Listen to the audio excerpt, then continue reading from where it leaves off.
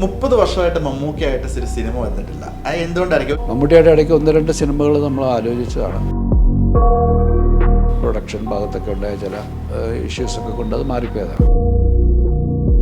ദേവദൂതിൻ്റെയൊക്കെ ഫെയിലറാണ് നമ്മളെ തകർത്ത് കളഞ്ഞത്. മോഹൻലാലിൻ്റെ ആ സമയത്തുണ്ടായ ഒരു ഇമേജ് എന്ന് പറയുന്നത് നരസിംഹവും ആറാം തമ്പുരാനും ഒക്കെ ചെയ്തൊരു സൂപ്പർ ഹീറോ, അത്തരം സിനിമകൾ ആഗ്രഹിച്ചിരുന്ന ഒരു സമയത്താണ് ഈ സിനിമ വന്നത്. എൻ്റെ ഏറ്റവും നല്ല സിനിമയായിട്ട് ഞാൻ കൺസിഡർ ചെയ്യുന്നത് സഹദേവമാണ്. ദശരഥത്തിലെ ക്ലൈമാക്സിൽ സാർ എന്ത് ഫീലാണ് ലാലേട്ടൻ പറഞ്ഞു കൊടുത്തത്? ഇപ്പം നമ്മുടെ മനസ്സിൽ കിരീടത്തിലെ ക്ലൈമാക്സ് എന്ന് പറയുന്നത് നനഞ്ഞ് ഒളിച്ച് മൂടിയൊക്കെ ഇങ്ങനെ ഒളിച്ചിരിക്കുന്ന ലാലിനെയല്ലേ ഓർമ്മ വരുന്നത്. ലാലിനടുത്ത് പറയും ഇപ്പം തൊട്ട് ഇയാൾ എക്സെൻട്രിക്കാണ്, ഇയാൾ ഇച്ചിരി അബ്നോർമലാണ്, അപ്പോൾ അത് പ്രകടമാക്കുന്ന എന്തെങ്കിലും ഒരു മാനറിസം വേണമെന്ന് പറയും. ഞാനൊന്ന് ചെയ്ത് കാണിക്കട്ടെ, അത് പതിയെ തരും. അപ്പം ലാൽ തന്നെ ചെയ്ത് കാണിച്ചപ്പോൾ ഞാൻ ഇത് ഓക്കെയാണ്.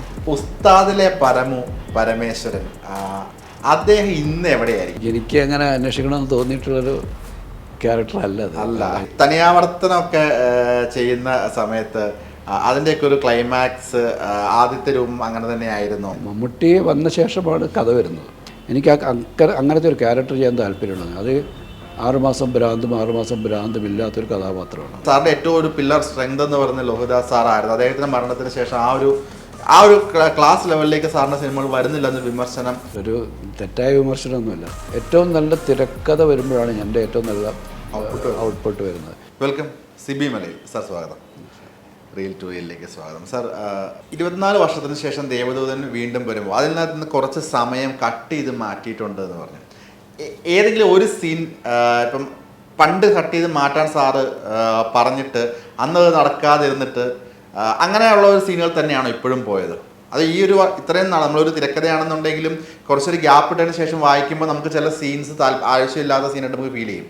അപ്പോൾ അങ്ങനെ വന്ന മാറ്റങ്ങളാണോ, അതോ അന്ന് സാറ് മാറ്റാൻ പറഞ്ഞിട്ടുണ്ടായിരുന്ന അതേ സീനുകൾ വയ്ക്കേണ്ടി വരികയും പിന്നീട് അതേ സീനുകൾ തന്നെ ഇപ്പം കളയേണ്ട ഒരു സിറ്റുവേഷനിലാണോ വന്നത്? ഇല്ല, ഇതിൻ്റെ 2000 ഇറങ്ങിയ വേർഷനകത്ത് മോഹൻലാൽ എന്ന് പറയുന്ന ഒരു ആക്ടർ അതിലേക്ക് വന്നപ്പോഴും അദ്ദേഹത്തിൻ്റെ സൂപ്പർ സ്റ്റാറും അല്ലെങ്കിൽ അദ്ദേഹത്തിൻ്റെ ഒരു കൊമേഴ്ഷ്യൽ ആ ഒരു വിസിബിലിറ്റിയൊക്കെ കേറ്റർ ചെയ്യുന്ന രീതിയിൽ അദ്ദേഹത്തിൻ്റെ ഒരു ഫാൻ ഫോളോയിങ് അതൊക്കെ നമ്മളുടെ ഒരു കൊമേഴ്ഷ്യൽ സിനിമയുടെ ഭാഗമായി നിൽക്കുമ്പോൾ കൺസിഡർ ചെയ്യേണ്ടതുണ്ട്. അങ്ങനെ ചെയ്ത ചില കാര്യങ്ങൾ അന്ന് ശരിക്കും ഈ സിനിമയുടെ നമ്മളാദ്യം കണ്ട ചെയ്യാൻ ആഗ്രഹിച്ച സിനിമയുടെ ഒരു പ്രധാന ഘടനയിൽ നിന്നും മാറി നിൽക്കുന്നതായിരുന്നു.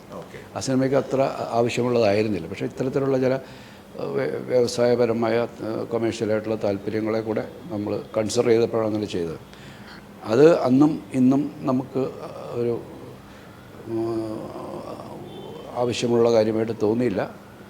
ഇപ്പോൾ അങ്ങനെ ഒരു അവസരം കിട്ടിയപ്പോൾ അതിൻ്റെ ഏറ്റവും പെർഫെക്റ്റ് ഒരു വേർഷൻ കൊടുക്കണമെന്നുണ്ടായിരുന്നു. അതിലേക്കാണ് ഒരുപാട് പേര് പറയുന്നത്. മമ്മൂക്ക ലാലേട്ടനാണെന്നുണ്ടെങ്കിൽ ഒരാൾ കരഞ്ഞുകൊണ്ട് ചിരിക്കും, മറ്റൊരാൾ ചിരിച്ചുകൊണ്ട് കരയും. അതാണ് നമ്മുടെ നടന്മാർ എന്ന് പറയുന്ന.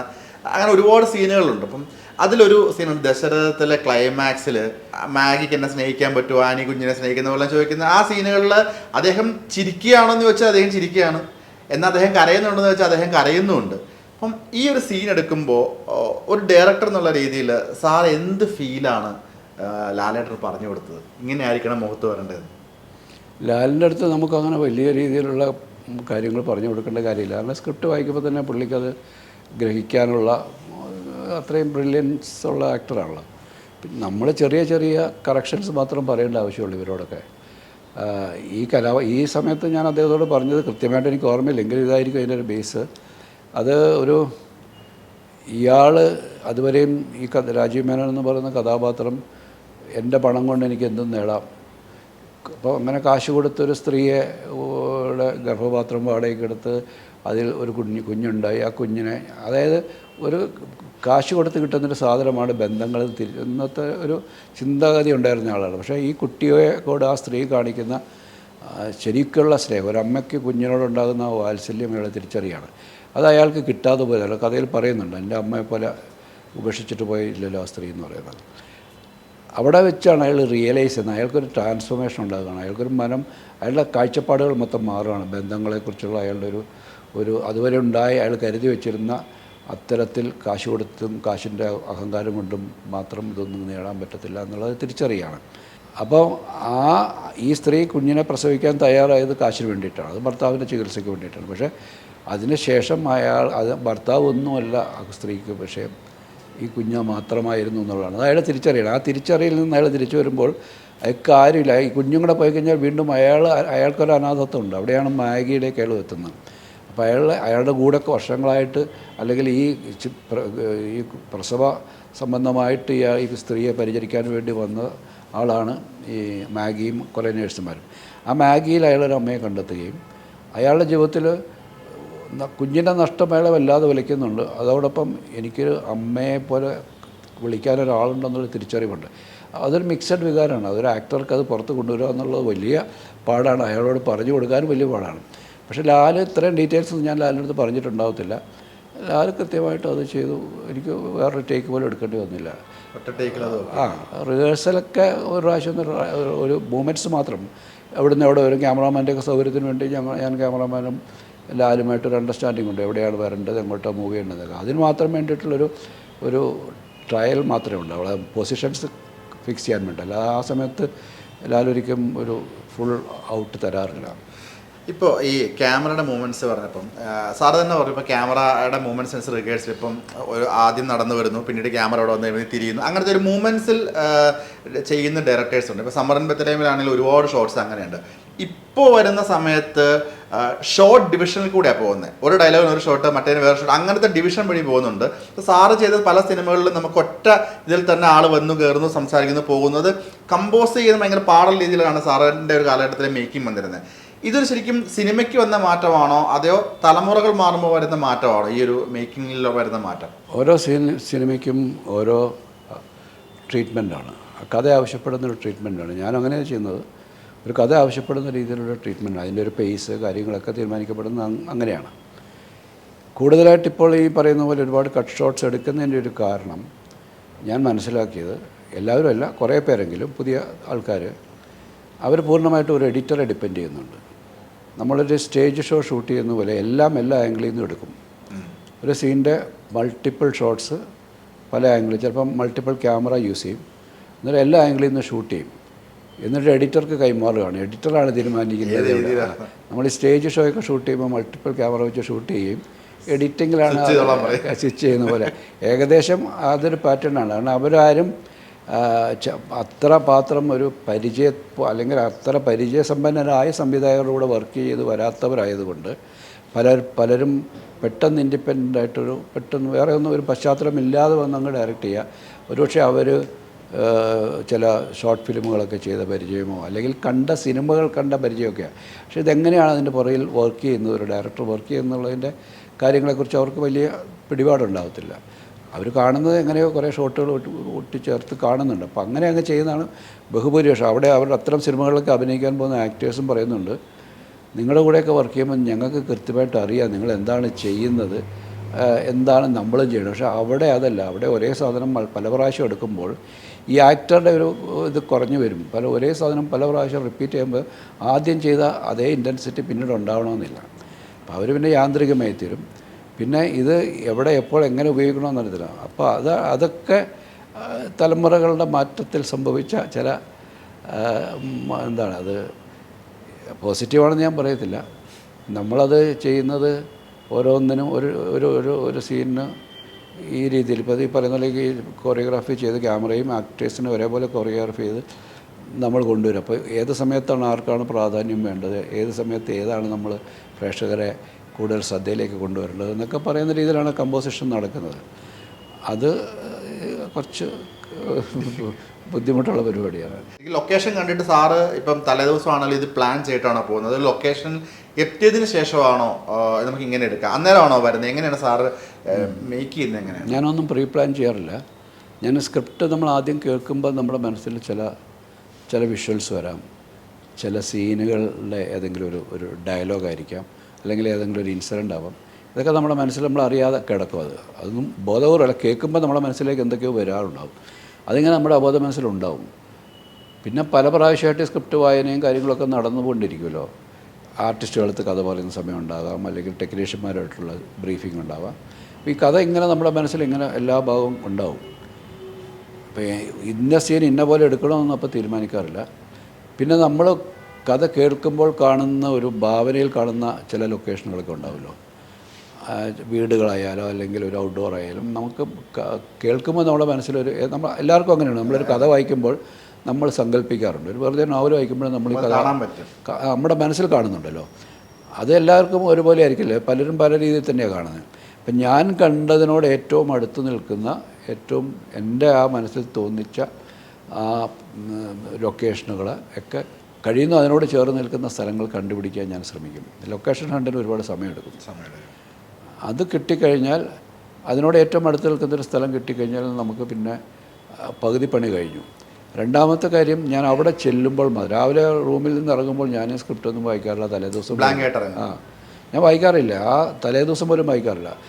അവിടെ ചെല്ലുമ്പോൾ ആണ് ഞാൻ ഈ ലൊക്കേഷനിൽ ചെന്നിരുന്നിട്ട്, അവരെല്ലാം മറ്റുള്ളവരൊക്കെ അവിടെ അറേഞ്ച്മെൻറ്റ്സ് ലൈറ്റ് ഇറക്കലോ കാര്യങ്ങളോ ഭക്ഷണം കഴിക്കലൊക്കെ ഉണ്ടാവും. പക്ഷേ ഞാൻ എവിടെയെങ്കിലും എനിക്ക് സീൻ എടുക്കേണ്ട ഒരു ഏരിയ ഞാൻ തീരുമാനിച്ചു കഴിഞ്ഞാൽ അവിടെ ഇരുന്ന ശേഷമാണ് ഞാൻ ഒന്നുകൂടെ വായിക്കുക സ്ക്രിപ്റ്റ്. അവിടെ വെച്ചാണ് എനിക്ക് ഷോർട്സ് ഉണ്ടായി വരുന്നത്. ഇപ്പം പെട്ടെന്ന് സാറിന് ഒരു ഷോട്ട്, ഇപ്പം ഒരു സാർ ഉദ്ദേശിക്കുന്ന ഷോട്ട് എടുക്കാൻ ഇപ്പോൾ ഒരു പ്രോപ്പർട്ടി വേണം. അപ്പം അങ്ങനത്തെ ബുദ്ധിമുട്ടുകളൊക്കെ നേരിടില്ല ഇങ്ങനെ പെട്ടെന്ന് നമുക്കൊരു അവിടെ വന്നിട്ട് പ്ലാൻ ചെയ്യുമ്പോൾ? അല്ല, പ്രോപ്പർട്ടിയും കാര്യങ്ങളൊക്കെ അല്ലെങ്കിൽ ഇപ്പോൾ സാറിന് ഒരു ക്രെയിൻ എടുക്കണം. അപ്പം അന്നത്തെ ദിവസം നമുക്ക് ക്രെയിൻ പറഞ്ഞില്ല, ഇവിടെ ക്രെയിൻ ആവശ്യമായിട്ട് വരുന്നു. അപ്പം അങ്ങനത്തെ ഒരു സാങ്കേതികപരമായിട്ടുള്ള ബുദ്ധിമുട്ടുകളിലേക്ക് അതൊക്കെ മിക്കവാറും ഔട്ട്ഡോർ ചെയ്യുമ്പോൾ നമ്മൾ ക്രെയിൻ ഉണ്ടാവും, ത്രൂ ഔട്ട് ഉണ്ടാവും.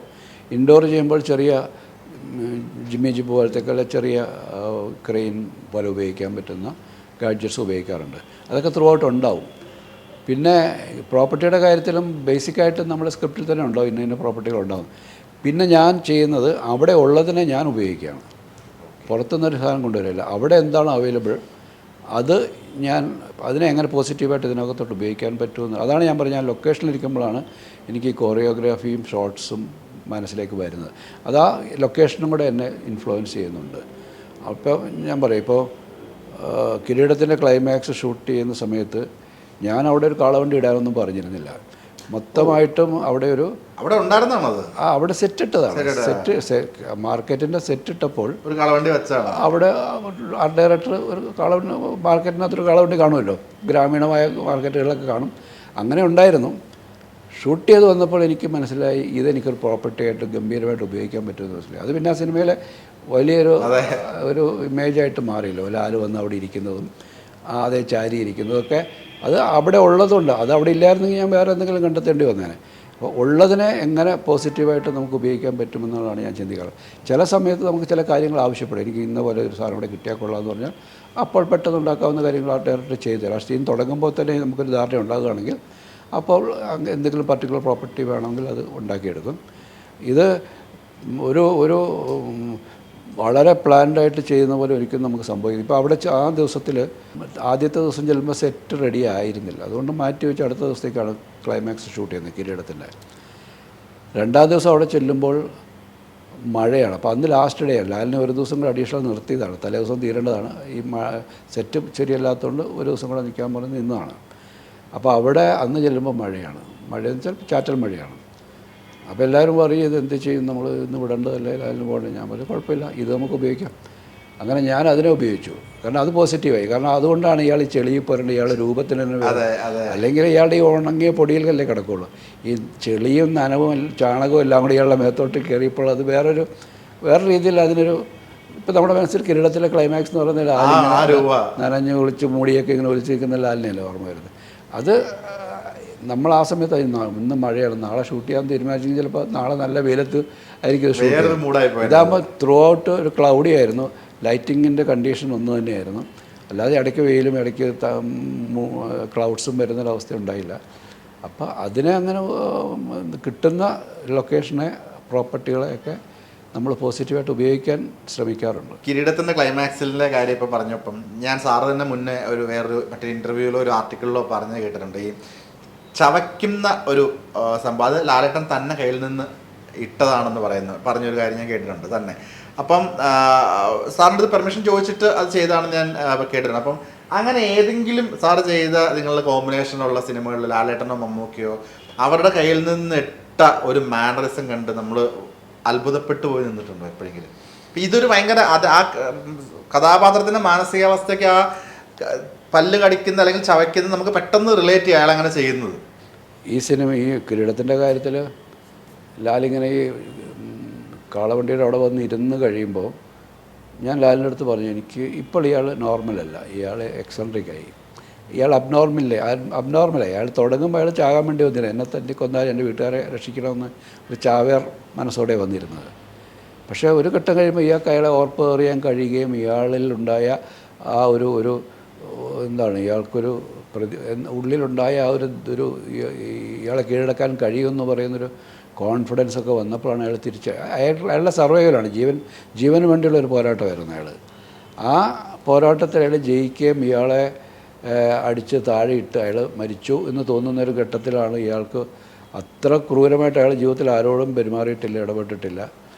അത് ചെയ്യണമെങ്കിൽ അയാൾ നോർമലല്ല. അപ്പം ഞാൻ ലാലിൻ്റെ അടുത്ത് പറയും, ഇപ്പം തൊട്ട് ഇയാൾ എക്സെൻട്രിക്കാണ്, ഇയാൾ ഇച്ചിരി അബ്നോർമലാണ്, അപ്പോൾ അത് പ്രകടമാക്കുന്ന എന്തെങ്കിലും ഒരു മാനറിസം വേണമെന്ന് പറയും. അപ്പോൾ ലാലിൻ്റെ അടുത്ത് വെച്ച് ഞാൻ പറയും, മുഖം കൊണ്ട് ഞാൻ ക്ലോസപ്പിലാണ് എനിക്ക് വേണ്ടതെന്ന് പറയും. അപ്പം ലാൽ പറഞ്ഞു, ഞാനൊന്ന് ചൂ ചെയ്ത് കാണിക്കട്ടെ, അത് പതിയെ ചെയ്ത്. അപ്പോൾ ലാൽ തന്നെ ചെയ്ത് കാണിച്ചപ്പോൾ ഞാൻ ഇത് ഓക്കെയാണ്. നോർമലായിട്ട് ആരും ചെയ്യുന്ന കാര്യമില്ല, വെറുതെ ഇരുന്ന് ചവയ്ക്കില്ലല്ലോ, ഉള്ള വായിൽ ചവയ്ക്കാനൊന്നും ഇല്ലതാണ്. അപ്പോൾ ഞാൻ പറഞ്ഞു ഇത് ഓക്കെയാണ്, ഇത് മതി എന്ന് പറഞ്ഞു. അങ്ങനെയാണ് അതിലേക്ക് വന്നത്. അപ്പോൾ അത് ത്രൂ ഔട്ട് പിന്നീടുള്ള എല്ലാ ഷോട്ടുകളും ലാൽ അത് ഉപയോഗിച്ചിട്ടുണ്ട്. അതേപോലെ ഇപ്പം ദശരഥത്തിൽ നമ്മൾ ലാലിന് കൊടുത്തൊരു ഇൻസ്ട്രക്ഷൻ എന്ന് പറയുന്നത്, ഇയാൾക്കൊരു സ്ഥിരതയില്ല തീരുമാനങ്ങളിൽ. ഇയാൾ ഇന്ന് പറയുന്നതല്ല നാളെ പറയുന്നത്, ഇയാൾക്ക് ഇങ്ങനെ മാറിക്കൊണ്ടിരിക്കും, അയാളുടെ ഇഷ്ടങ്ങൾ മാറിക്കൊണ്ടിരിക്കും, താല്പര്യങ്ങൾ മാറിക്കൊണ്ടിരിക്കും. അപ്പോൾ അയാൾക്ക് ഒന്നിനെക്കുറിച്ചൊരു ഫിക്സേഷനില്ല, ഒരിടത്ത് നിൽക്കാതെ ഒരു പറ്റില്ല. അപ്പോൾ അത് നിങ്ങളുടെ ശരീരത്തിലുണ്ടാവണമെന്ന് പറഞ്ഞു. ഇയാൾ ഒരിക്കലും ആ സിനിമ കണ്ടാൽ അറിയാം, ഇയാൾ ഒരിക്കലും ഒരു സ്ഥലത്ത് സ്റ്റഡി ആയിട്ട് നിൽക്കുന്നില്ല, കാല് മാറിക്കൊണ്ടിരിക്കും. അല്ലെങ്കിൽ ഇങ്ങനെ അയാളുടെ ഒരു ബോഡി ഒരിക്കലും സ്റ്റഡിയല്ല, അയാൾ ഇങ്ങനെ സ്റ്റില്ലായിട്ട് നിൽക്കുന്ന ഒരു അയാൾ ഇങ്ങനെ മൂവ് ചെയ്തുകൊണ്ടിരിക്കും. അതിന് ഉദാഹരണം ഞാൻ പറഞ്ഞത്, ഞങ്ങൾ ഒരുമിച്ച് ചെയ്ത ഒരു സിനിമയുടെ പ്രൊഡ്യൂസറുണ്ട്. അദ്ദേഹം മുറിയിലേക്ക് വന്നു കഴിഞ്ഞാൽ അയാൾ കസേര ഉണ്ടാവും. അപ്പോൾ ആദ്യം അയാൾ ഒരു കസേര ഇരിക്കാം, ഞാൻ ഇവിടെ ഇരിക്കാമല്ലേ, അല്ലെങ്കിൽ ഞാൻ അവിടെ ഇരിക്കാമല്ലേ എന്ന് പറയും. ഇയാൾക്ക് ഫിക്സേഷനില്ല, ഇയാൾ ഇവിടെ നിന്ന് ചാടി കസേര മാറിക്കൊണ്ടിരിക്കും. എന്നിട്ട് ഏതെങ്കിലും കസേര പോയിരിക്കും. അപ്പോൾ 2-3 ആ ഒരു കസേര ഇരിക്കുന്ന തീരുമാനം പോലും എടുക്കാൻ അയാൾക്ക് ടൈം എടുക്കും. അപ്പോൾ ഇത് ഞങ്ങളൊക്കെ പറഞ്ഞ് തമാശയായിട്ട് പറയാറുണ്ടായിരുന്നു. അപ്പോൾ ഞാൻ പറഞ്ഞു, ആ പ്രൊഡ്യൂസറുടെ പേര് പറഞ്ഞിട്ട് നിങ്ങൾ അയാളെ മനസ്സിൽ കണ്ടാൽ മതി ഈ ഒരു. അപ്പോൾ അത് ത്രൂ ഔട്ട് പിന്നെ യൂസ് ചെയ്തു. അത് നമ്മൾ പിന്നെ ആ പാട്ടിലൊക്കെ യൂസ് ചെയ്തിട്ടുണ്ട്. ലാല് തന്ന് ഇരിക്കാൻ നേരത്ത് സുകുമാരി ആദ്യം ഒരു കസേര ചെയ്തിട്ട് ലാല് മാറാൻ നേരത്ത് സുകുമാരി ചേച്ചി കസേര ഇയാൾ അവിടെ ഇരിക്കുമെന്ന് വിചാരിച്ചപ്പോൾ ഈ കസേര മാറ്റി ലാല് താഴെ വീഴും. അങ്ങനെയൊക്കെ അത് വളരെ ഇൻഡയറക്റ്റായിട്ട് യൂസ് ചെയ്തിട്ടുണ്ട്. അപ്പോൾ ആ ത്രൂ ഔട്ട് ആ സിനിമയിൽ അയാളുടെ ആ ഒരു എന്താണ് ഒരു ഇളക്കം കീപ്പ് ചെയ്യാൻ കഴിഞ്ഞു. അങ്ങനെ അത്തരം ചില ജീവിതത്തിൽ നിന്ന് തന്നെ ചില ആൾക്കാരെയൊക്കെ നമ്മൾ എക്സാമ്പിളായിട്ട് അവരെടുക്കുക, അല്ലെങ്കിൽ നമ്മൾ സജസ്റ്റ് ചെയ്യും. അങ്ങനെയൊക്കെയാണത്. ഈ തനിയാവർത്തനമൊക്കെ ചെയ്യുന്ന സമയത്ത് അതിൻ്റെയൊക്കെ ഒരു ക്ലൈമാക്സ് ആദ്യത്തെ രൂപം അങ്ങനെ തന്നെയായിരുന്നു? തനിയാവർത്തനത്തൊരു മാറ്റമില്ല, അത് എഴുതി വെച്ച സ്ക്രിപ്റ്റ് അതേപോലെ തന്നെ ഷൂട്ട് ചെയ്യുക. അതേപോലെ തന്നെയാണ് ഷൂട്ട് ചെയ്തേക്കുന്നത്. ഈ ബാലൻ മാഷായിട്ട് മമ്മൂക്ക് തന്നെയായിരുന്നു ആദ്യം തൊട്ട്? മമ്മൂട്ടി വന്ന ശേഷമാണ് കഥ വരുന്നത്. ഓ, അങ്ങനെയാണ്. അതെ, മമ്മൂട്ടി എൻ്റെ അടുത്തേക്ക് 2 എഴുത്തുകാരെ വിടുമായിരുന്നു ആദ്യം. അപ്പോൾ എൻ്റെ അടുത്ത് പറഞ്ഞ 2 ആൾക്കാരെ ഞാൻ അങ്ങോട്ട് വിടുന്നുണ്ട്, അവരുടെ ഒരു കഥയുണ്ട്, അതൊന്ന് കേട്ട് നോക്ക്, എനിക്ക് അങ്ങനത്തെ ഒരു ക്യാരക്ടർ ചെയ്യാൻ താല്പര്യമുണ്ടെന്ന്. അത് 6 മാസം ഭ്രാന്തും 6 മാസം ഭ്രാന്തുമില്ലാത്തൊരു കഥാപാത്രമാണ്. അപ്പം ഇവർ വന്ന് കഥ കേട്ട് അപ്പോൾ അവരോട് ഞാൻ ചോദിച്ചു എന്തുകൊണ്ടാണ് ഇയാൾക്ക് 6 മാസം ഭ്രാന്തും 6 മാസം ഭ്രാന്ത് ഇല്ലാത്തതെന്ന് ചോദിക്കുമ്പോൾ അവർ പറയും, ഞങ്ങളുടെ വീടിൻ്റെ അടുത്ത് അങ്ങനെ ഒരാളുണ്ടെന്ന് പറയും. നമ്മൾ നിങ്ങളുടെ വീടിൻ്റെ അടുത്ത ആളുണ്ട്, ശരിയാവാം, പക്ഷേ അതിൻ്റെ റീസൺ എന്താ? നമ്മൾക്ക് നിങ്ങളുടെ വീട്ടിലെ അടുത്ത ആളെ നമുക്ക് കാണിക്കാൻ പറ്റത്തില്ല. ഈ സിനിമ കാണുന്നവന് ഇതിനകത്തൊരു ലോജിക്ക് തോന്നണ്ടേ. 6 മാസം അയാളെ ഈ തെങ്ങുംതടിയിൽ പൂട്ടിയിടും തുടലിട്ടിട്ട്. 6 മാസം അയാൾ ജോലി ചെയ്യും. അയാൾ ഈ പുല്ല് വെട്ടുന്ന, ഈ വാതുരത്ത് എന്നൊക്കെ പറയുന്ന സ്ഥലത്ത് പുല്ല് വെട്ടുന്ന ഒരു കമ്മ്യൂണിറ്റിയാണ്. ഞാൻ പറഞ്ഞു, അത് നിങ്ങൾക്കറിയാം, നിങ്ങൾക്ക് അങ്ങനെ ഒരാളെ അറിയാം, പക്ഷേ പ്രേക്ഷകർക്ക് അറിയില്ലല്ലോ. അവർ ചോദിക്കുന്ന ചോദ്യങ്ങൾ നമുക്ക് ആൻസറബിളാണല്ലോ. എന്തുകൊണ്ട് ഇയാൾക്ക് പറ്റുന്നു എന്ന് ചോദിക്കുന്നതിന് ലോജിക്ക് വേണ്ടേ. അതിനവർക്ക് ഉത്തരം പറയാൻ പറ്റില്ല. അവർ എഴുതി വരുമ്പോഴും എനിക്ക് അതിനകത്തൊരു തൃപ്തി വന്നില്ല. അപ്പം ഞാൻ മമ്മൂട്ടിയുടെ അടുത്ത് പറഞ്ഞു, ഇത് വർക്കാവുന്നില്ലല്ലോ എന്ന് പറയും. താനും ശ്രമിച്ചു നോക്കുക, എനിക്ക് അങ്ങനെ ഒരു ക്യാരക്ടർ ചെയ്താൽ കൊള്ളാമെന്ന് പറഞ്ഞു. അങ്ങനെ ഞാൻ പിന്നെ ലോഹിയിലെ ആ സമയത്താണ് ലോഹിയെ കിട്ടുന്നത്. ലോഹി അതിന് മുമ്പ് പരിചയപ്പെട്ടു. അങ്ങനെ ലോഹി വന്നപ്പോൾ ലോഹിയെടുത്ത് ഞാൻ ചോദിച്ചു, ഈ കഥയിൽ എന്തെങ്കിലും ചെയ്യാൻ പറ്റുമോ? ഇപ്പോൾ ലോഹിക്കും ഇതിലൊന്നും ചെയ്യാൻ പറ്റത്തില്ല എന്ന് പറയും. പക്ഷേ ഇത്തരത്തിൽ ഒരു മാനസിക അവസ്ഥയിലൂടെ കടന്നു പോകുന്നൊരു കഥാപാത്രത്തെ എൻ്റെ മനസ്സിലുണ്ട്, അത് ചെയ്യാമെന്ന് പറഞ്ഞു. അങ്ങനെയാണ് തനിയാവർത്തനത്തിലേക്ക് വരുന്നത്. അപ്പം അതുകൊണ്ട് മമ്മൂട്ടി ഓൾറെഡി ഉണ്ട്. മമ്മൂട്ടിക്കായിട്ട് മമ്മൂട്ടി ആഗ്രഹിച്ച ഒരു കഥാപാത്രത്തിലേക്ക് അതിൻ്റെ ഏറ്റവും ബെസ്റ്റ് വേർഷനിലേക്ക് കൊണ്ടുവരികയാണ്. അങ്ങനെ കൊണ്ടുവരികയാണ്. ഈ 30 വർഷമായിട്ട് മമ്മൂക്കയായിട്ട് ഒരു സിനിമ വന്നിട്ടില്ല. അത് എന്തുകൊണ്ടായിരിക്കും? ഒരു നല്ലൊരു കഥ ലാൻഡ് ചെയ്യാനുള്ള താമസം കൊണ്ട് മാത്രമാണോ ഇത്രയും ഗ്യാപ്പ് വന്നത്? എന്താണ്?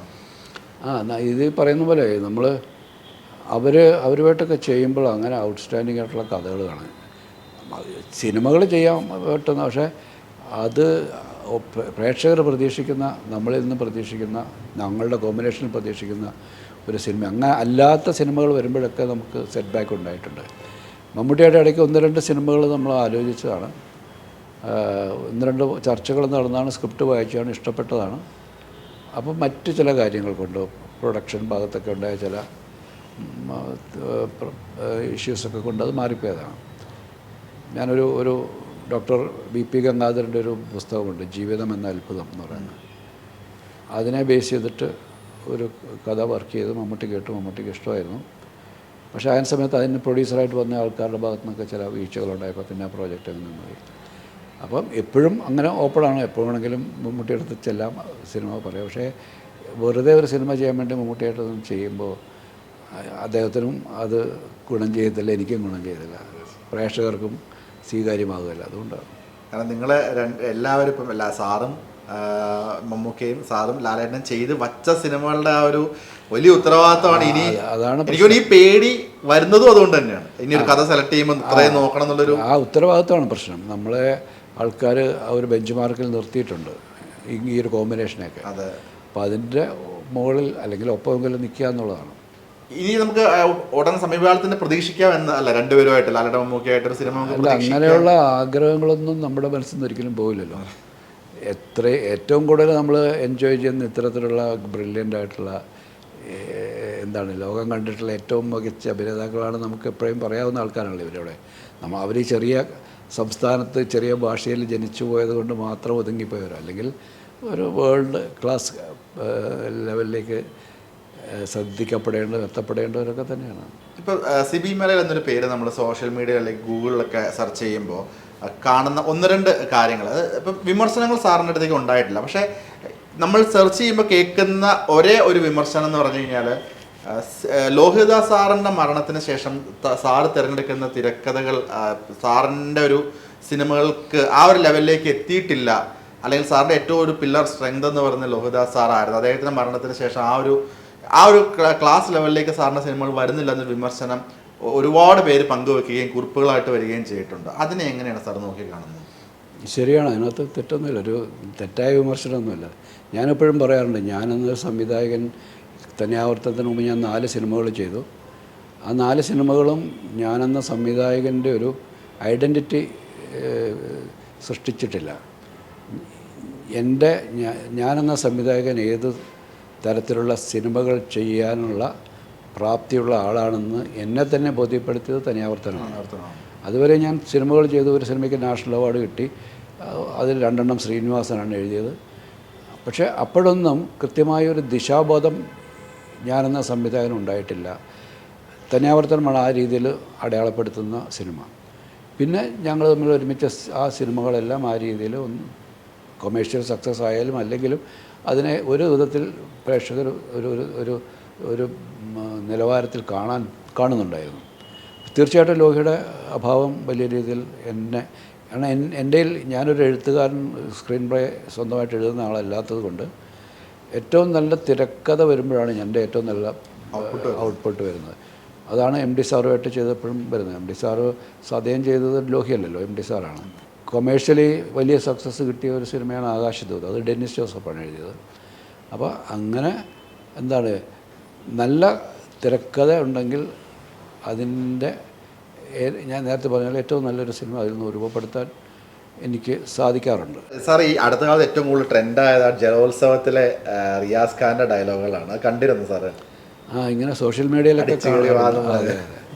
അതെനിക്ക് തോന്നുന്നത് ഈ ടർബോ ജോസ് എന്ന് പറഞ്ഞൊരു കഥാപാത്രം ഇപ്പം മമ്മൂട്ടിയുടെ ടർബോ എന്ന സിനിമ, അപ്പോൾ അതിനകത്ത് ദുബായ് ജോസാണ്. അപ്പോൾ അതൊക്കെ അങ്ങനെ ആയിരിക്കും ചിലപ്പോൾ പെട്ടെന്ന് ഈ സോഷ്യൽ മീഡിയയിലെ ആൾക്കാർക്ക് എപ്പോഴാണ് എന്താണ് എവിടെയോ ഒരു സ്ട്രൈക്ക് കിട്ടി അതും കയറി പോകുന്നത്. അത് വെച്ച് അദ്ദേഹത്തിന് ഒരുപാട് തിരിച്ച് കേരളത്തിലേക്ക് പിന്നെയും വരികയും അത് വെച്ച് ഒരുപാട് എന്താണ് ഇവന്റിലും കാര്യങ്ങളിലൊക്കെ അദ്ദേഹത്തിനെ വിളിക്കുകയൊക്കെ ചെയ്തിട്ടുണ്ടായിരുന്നു. എനിക്കൊണ്ട് അദ്ദേഹത്തിന് ഒരു സമയത്ത് ഒരു ഗ്യാപ്പ് കഴിഞ്ഞപ്പോൾ ഭയങ്കര ഹൈപ്പാണ് ആ ഒരു സീൻ ഉണ്ടാക്കി കൊടുത്തത്. ശരിക്കും ജലോത്സവം ഒരു വലിയൊരു വിജയമായ സിനിമയായിരുന്നു. അല്ല ഈ പരാജയം സംഭവിക്കുമ്പം വിലയിരുത്താറുണ്ടോ അതോ അതിനെ മറന്ന് അടുത്തയിലേക്ക് മൂവ് ചെയ്യുകയാണ് ചെയ്യുന്നത്? അങ്ങനെ ചില ചിത്രങ്ങളെ നമുക്കത്ര അഫക്റ്റ് ചെയ്യത്തില്ല. ഇപ്പോൾ ദേവദൂതിൻ്റെയൊക്കെ ഫെയിലറാണ് നമ്മളെ തകർത്ത് കളഞ്ഞത്. ബാക്കിയൊക്കെ നമ്മൾ അത്രമാത്രം ഒരു പ്രതീക്ഷ അല്ലെങ്കിൽ നമുക്കത് ഓൾറെഡി സക്സസ് ആകുമെന്ന പ്രതീക്ഷ തുടങ്ങിയും സംഭവിക്കാതെ ആ സക്സസ് കിട്ടാതെ പോവുകയും ചെയ്യും. പക്ഷേ അത്തരം പല സിനിമകളും അങ്ങനെ ബാധിക്കാറില്ല. പക്ഷേ ചില സിനിമകൾ ഇത്തരത്തിൽ ബാധിക്കാറില്ല. ഇപ്പം സതയം തിയേറ്ററിൽ വലിയ പരാജയമായിരുന്നു. പക്ഷേ അതിപ്പോഴാണ് ആൾക്കാർ അതിനെപ്പറ്റി പറയുകയും എൻ്റെ ഏറ്റവും നല്ല സിനിമയായിട്ട് ഞാൻ കൺസിഡർ ചെയ്യുന്നത് സതയമാണ്. മറ്റാൾക്കാർ എല്ലാ സിനിമകളും പറയുമെങ്കിലും ഏറ്റവും ബെസ്റ്റ് സിനിമ അത് തന്നെയാണ്. എൻ്റെ പേഴ്സണൽ, അതായത് ആസ് എ ഡയറക്ടർ എൻ്റെ ഏറ്റവും നല്ല ഔട്ട്പുട്ട് വന്ന സിനിമ അതാണ് സതയാണ്. ഇപ്പോൾ എനിക്ക് തോന്നുന്നു പത്മനാഭൻ സാറിൻ്റെ ഒരുപാട് സിനിമകൾ ആ സമയത്ത് ഓടാതെ പിന്നീട് വന്ന ജനറേഷൻ ഏറ്റെടുത്ത ചരിത്രം നമ്മൾ കണ്ടിട്ടുണ്ട്. പത്മനാഭൻ സാറിൻ്റെ പല സിനിമകളും കാലത്തിന് മുമ്പേ സംഭവിച്ച സിനിമകളാണ്.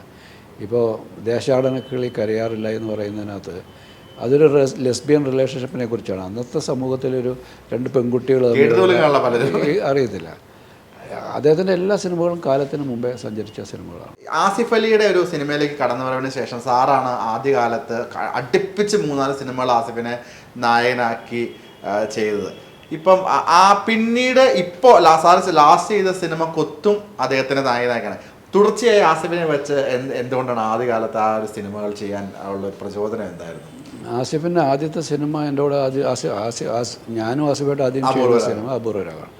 അപൂർവരാഗത്തിലെ ആസിഫിൻ്റെ ഒരു പെർഫോമൻസ് ഒരു ഒരു ഔട്ട്സ്റ്റാൻഡിങ് ഒരു ആക്ടർ അയാളുടെ ഉള്ളിലുണ്ട് എന്നുള്ള തോന്നലുണ്ടായതാണ്. അപ്പോഴാണ് ഇമ്മീഡിയറ്റ് ആയിട്ട് പെട്ടെന്നൊരു പ്രോജക്റ്റ് വന്നപ്പോൾ അതിലേക്ക് അയാളെ കാസ്റ്റ് ചെയ്യാൻ തോന്നിയത്. അയാളുടെ പ്രായത്തിനും രൂപത്തിനൊക്കെ വരുന്നു. പക്ഷേ അയാൾ പിന്നെ ഇപ്പോൾ കൊത്ത് ചെയ്യുമ്പോൾ ഒരു 10 വർഷത്തിന് ഗ്യാപ്പിന് ശേഷം കൊത്ത് ചെയ്യുന്നത്. അപ്പോഴേക്കും ആസിഫ് എന്ന ആക്ടർ വലിയ ഗ്രോത്ത് ഉണ്ടായിട്ടുണ്ട്. അയാൾ ഒരു ആക്ടർ എന്ന നിലയിൽ വലിയ ഒരു മച്ചുവേർഡ് ആക്ടറായിട്ട് എത്തിയിട്ടുണ്ട്. ആസിഫിൻ്റെ ഇപ്പോൾ ഒരു നടന്നൊരു ഇൻസിഡൻറ്റ് സാറ് കണ്ടത്. അപ്പോൾ ആസിഫിൻ്റെ ഒരു പ്രതികരണമാണ് അമ്മ അസോസിയേഷനിൽ ഒരു പോസ്റ്റ് വരെ ഉണ്ടായിരുന്നു. ഇപ്പം ആട്ടിയ കെട്ടിയ ദാശത്തോട് നീ ചിരിച്ച ചിരിയാണ് ഏറ്റവും നല്ല സംഗീതം എന്ന് പറയുന്നത്. ആ സാറും ആ ഇവൻറ്റിൽ ഉണ്ടായിരുന്നു, കണ്ടിരുന്നു. അതെന്താണ് അതിനോട് സാറിനൊരു? ഞാൻ അവിടെ നിന്ന് പോകുന്ന ശേഷമാണ് സംഭവിച്ചത്. ഞാനൊരു 8:30 മണിയായപ്പോൾ പോകുന്നു. പിന്നീട് ഞാനത് പിറ്റേ ദിവസം ആണ് സോഷ്യൽ മീഡിയയിലൊക്കെ കാണുമ്പോഴാണ് ഇങ്ങനെ ഒരു സംഭവം നടന്നത് പറയും. അപ്പോൾ ഞാൻ ആസിഫിനെ വിളിച്ചു. അപ്പോൾ ആസിഫിനും വലിയ പിടുത്തില്ല എന്തിനാണ് ഇത്രമാത്രം ഒരു ഹൈപ്പ് അതിനകത്ത് ഉണ്ടായതെന്ന് മനസ്സിലായില്ല. പുള്ളിയെ സ്റ്റേജിൽ വിളിക്കാത്തതിൻ്റെയും പുള്ളിയുടെ പേര് മാറ്റി വിളിച്ചതിൻ്റെയൊക്കെ ഒരു പ്രയാസം ഉണ്ടായിരുന്നു. അതിൻ്റെ ഒരു റെസ്പോൺസാണ് പുള്ളി ചെയ്തത്. അത് സ്റ്റേജിൽ കയറാതെ താഴെ നിന്ന് സ്വീകരിക്കേണ്ടി വന്നതിൻ്റെയൊക്കെ ഒരു ബുദ്ധിമുട്ടാണ്. അത് അപ്പോഴത്തെ അയാളുടെ മാനസികാവസ്ഥയാണെന്ന് ആസിഫ് തിരിച്ചറിയേണ്ട. ആസിഫിനെ അത് ബാധിച്ചിട്ടില്ലായിരുന്നു. പക്ഷേ അത് വല്ലാത്ത രീതിയിൽ അത് ബ്ലോപ്പായി വേറെ തലങ്ങളിലേക്ക് പൊളിറ്റിക്കലിയും കമ്മ്യൂണലിയും അങ്ങ് പോയി എന്ന് കണ്ടപ്പോഴത്തേക്ക് അതിനെ അവൻ ഹാൻഡിൽ ചെയ്തത്. അന്ന് ഈ പത്രസമ്മേളനം കഴിഞ്ഞ് അവൻ ഇവിടെ വന്നു, ഈ റൂമിൽ തന്നെ വന്ന് എന്നെ കണ്ടു. അപ്പം അവൻ പറഞ്ഞു ഞാൻ പത്രസമ്മേളനത്തിൽ അതുവരെ അവൻ റെസ്പോണ്ട് ചെയ്യാതിരിക്കുമായിരുന്നു. ഇപ്പം ആൽബർട്ട്സ് കോളേജിൽ പോയപ്പോൾ പത്രക്കാരെല്ലാം കൂടെ ചോദിച്ചപ്പോൾ ഞാനത് മറുപടി പറഞ്ഞു എന്ന് പറഞ്ഞു. അന്ന് വൈകുന്നേരമാണ് ഞാനത് കാണുന്നത് പറഞ്ഞ കാര്യങ്ങൾ. അപ്പോൾ എനിക്ക് അവനോട് ഭയങ്കര റെസ്പെക്റ്റ് തോന്നി. കാരണം എത്ര മച്യൂർഡ് ആയിട്ടാണ് അവൻ അതിനെ ഹാൻഡിൽ ചെയ്തത്. അവൻ്റെ ഭാഗത്ത് നിന്ന് വേറൊരു കമൻ്റ് ഉണ്ടായിരുന്നെങ്കിൽ അത് വല്ലാതെ വീണ്ടും അത് ബ്ലോപ്പ് ചെയ്ത് ആളിക്കത്ത് വരുന്നത്. അങ്ങനെ ഒരു പക്വത ആ പ്രായത്തിൽ അവൻ കാണിക്കുക എന്നുള്ളത് വലിയ കാര്യമാണ്. തീർച്ചയായിട്ടും വലിയൊരു കാര്യമാണ്. ഈ ദേവദൂതൻ്റെ ഒരു പരാജയ കാരണം വിലയിരുത്തിയപ്പം അന്ന് സാറിന് തോന്നിയ റീസൺസ് എന്തൊക്കെയായിരുന്നു? ആദ്യ സമയത്ത് നമ്മൾ ഭയങ്കര ഷോക്ക്ഡായിപ്പോയി. കാരണം നമ്മൾ വളരെ കോൺഫിഡൻ്റായിട്ട് ആൾക്കാർ അതിന് തലേദിവസം ചെന്നൈയിലൊക്കെ അത് ഇട്ട് കഴിഞ്ഞപ്പോൾ കണ്ടവരൊക്കെ ഭയങ്കര ഗംഭീര അഭിപ്രായം പറഞ്ഞാണ്. അപ്പോൾ അതുകൊണ്ട് വല്ലാത്തൊരു ആത്മവിശ്വാസം ഉണ്ടായിരുന്നു. പക്ഷേ ഫസ്റ്റ് ഡേ തന്നെ ആദ്യത്തെ ഷോ കഴിഞ്ഞപ്പോൾ തന്നെ കിട്ടിയ റെസ്പോൺസ് വലിയ നെഗറ്റീവ്. നമ്മൾ തിരിച്ചതിനെ നേരെ ഓപ്പോസിറ്റ് റിപ്പോർട്ട്സ് വരുമ്പോഴത്തേക്ക് ശരിക്കും നമ്മൾ നമ്പരുന്നു ഇതെന്താണ് സംഭവിക്കുന്നത് എന്നുള്ളത് കുറേ നേരം ഷോക്ക്ഡായിപ്പോയി. പിന്നെയാണ് അതിനെപ്പറ്റി അനലൈസ് ചെയ്യാനും കാര്യങ്ങളൊക്കെ പറ്റി നമ്മൾ ചിന്തിച്ച് തുടങ്ങുന്നത്. ആദ്യത്തെ ദിവസമൊക്കെ ഒരുമാതിരി മരവിച്ച അവസ്ഥയിലായിരുന്നു. പിന്നെ അത് ഞാൻ മനസ്സിലാക്കിയത് എനിക്ക് അതിൻ്റെ ഒരു ഈ മോഹൻലാലിന് ആ സമയത്തുണ്ടായ ഒരു ഇമേജ് എന്ന് പറയുന്നത് നരസിംഹവും ആറാം തമ്പുരാനും ഒക്കെ ചെയ്തൊരു സൂപ്പർ ഹീറോ മീശ പിരിച്ച് അങ്ങനെയൊക്കെ വരുന്നൊരു ആക്ടർ എന്ന നിലയിൽ വലിയൊരു ഫാൻസ് അദ്ദേഹത്തിൻ്റെ അത്തരം സിനിമകൾ ആഗ്രഹിച്ചിരുന്ന ഒരു സമയത്താണ് ഈ സിനിമ വന്നത്. ഈ ദേവദൂതൻ എന്ന് പറയുന്ന പേര് പോലും ചിലപ്പോൾ ഒരു സൂപ്പർ ഹീറോ ഇമേജുള്ള ഏതോ വലിയ ക്യാരക്ടറാണെന്നൊക്കെ ചിന്തിച്ച് തോന്നിക്കാണോ ആൾക്കാർക്ക്? അപ്പോൾ അവർ തിയേറ്ററിൽ കാണാൻ വന്ന സിനിമയല്ല കണ്ടത് എന്നുള്ളതാണ്. അതുകൊണ്ട് അതായിരിക്കണം. ഈ ഉസ്താദിലെ പരമേശ്വരൻ അദ്ദേഹം ഇന്ന് എവിടെയായിരിക്കും? അതിനൊരു സാധ്യതയുണ്ട്. ഉസ്താദ് ആ സമയത്ത് വലിയൊരു സൂപ്പർ ഹിറ്റായ ഒരു സിനിമയാണോ? ഞാൻ തിയേറ്ററിൽ പോയി കണ്ട ഒരു സിനിമ, എനിക്ക് പേഴ്സണലി ഭയങ്കര, ഞാൻ ഇടയ്ക്കിടയ്ക്ക് കാണുന്നൊരു സിനിമയാണ്. ഒരു നായകൻ്റെ ഒരു കാരവാൻ കൊണ്ടുവരിക, അദ്ദേഹത്തിൻ്റെ ഒരു സെപ്പറേറ്റ് ആ ഓൺ വരെ ആ സമയത്ത് ട്രെൻഡ് ആയിട്ടുണ്ടായിരുന്നു, അദ്ദേഹത്തിൻ്റെ റൗണ്ട് തൊപ്പിയൊക്കെ വച്ചിട്ട്. അദ്ദേഹം ഇന്ന് എവിടെയായിരിക്കും? ഒരു പക്ഷേ ആ കഥാപാത്രത്തിൻ്റെ സാധ്യത എവിടെയായിരിക്കും? അത് എനിക്ക് അങ്ങനെ അന്വേഷിക്കണമെന്ന് തോന്നിയിട്ടുള്ളൊരു ക്യാരക്ടറല്ല അത്. അല്ല, എൻ്റെ ഏരിയയിൽ പെട്ടൊരു സിനിമയും കഥയും ആയിരുന്നില്ല അത് യാദൃശ്യമായിട്ട് അങ്ങനെ ഒരു സിനിമ ചെയ്യേണ്ടി വന്നതാണ്. പക്ഷെ അതൊരു വിജയമാണ്. വിജയം എന്ന് വെച്ചാൽ ഈ നരസിംഹം പോലെയോ അല്ലെങ്കിൽ അത്രയൊന്നുമില്ല, സക്സസ്ഫുൾ ആയിരുന്നു, പ്രൊഡ്യൂസർക്ക് കാശ് കിട്ടിയതാണ്, വിജയമായിരുന്നു. പക്ഷേ എൻ്റെ ഭാഗത്തുനിന്ന് ആൾക്കാർ പ്രതീക്ഷിക്കുന്ന ഒരു സിനിമ ആയിരുന്നില്ല എന്നുള്ളതാണ്. പക്ഷേ പ്രത്യേക ചില സാഹചര്യങ്ങൾ അങ്ങനെ ഒരു സിനിമ നമുക്ക് ചെയ്യേണ്ടി വന്നതാണ്.